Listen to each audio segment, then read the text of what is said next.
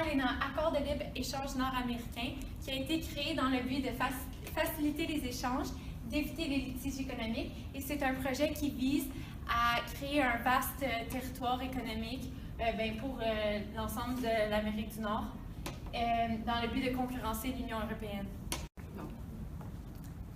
Comment ça fonctionne?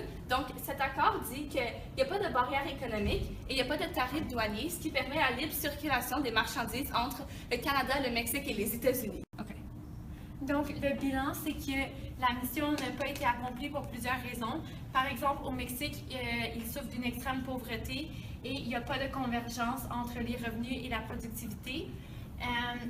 Par contre, il y a aussi des avantages, comme au Mexique, le salaire il a plus ou moins été élevé qu'il est récemment, comme il est encore bas, mais c'est moins pire. Et il y a beaucoup plus d'emplois. Pour les trois pays, il y a eu des échanges qui ont beaucoup élevé avec le temps. Il y a eu 946 milliards de dollars pour les échanges, ce qui veut dire que ça a triplé depuis 1994.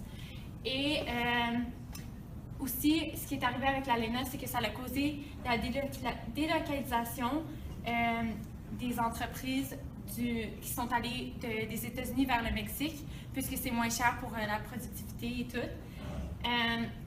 Les grandes chaînes américaines sont rendues au Mexique maintenant. Fait que ça aussi. Et les États-Unis importent beaucoup plus qu'ils exportent, ce qui aggrave leur déficit commercial.